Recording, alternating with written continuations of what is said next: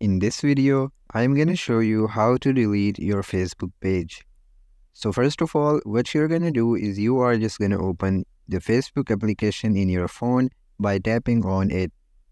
Once you are here, if you see at the upper side of your screen, you will be able to see here a header section, and in here, you're going to tap on your profile icon located at the very right side of this header. Once you are here, you will be able to see here many more options. And if you see, the first option you have is pages. So you're going to tap on that. And after that, you will be able to see here all of your Facebook pages. So you're going to tap on the page which you want to delete. Then they're going to ask you if you want to switch to your Facebook page. So you're going to tap on switch.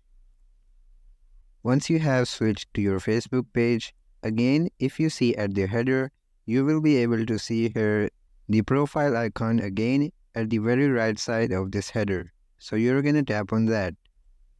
After that, if you see at the upper right side of the screen, you will be able to see here a gear icon.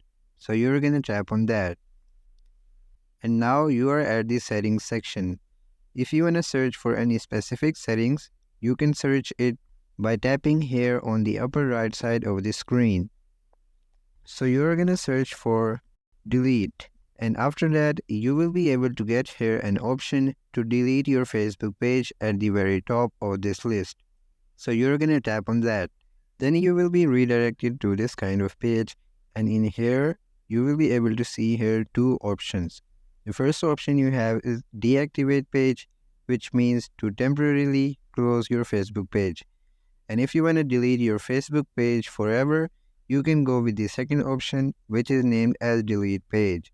So just tap on that and then tap on continue. Then you can go with any option that why you are deleting your Facebook page. If you don't want to choose any of these, you can just tap on continue. Then if you want to download any of your data before deleting your Facebook page, you can download that information, and once you have done that, you can tap on continue again. Then the last step you're going to do is you are just going to enter your Facebook password.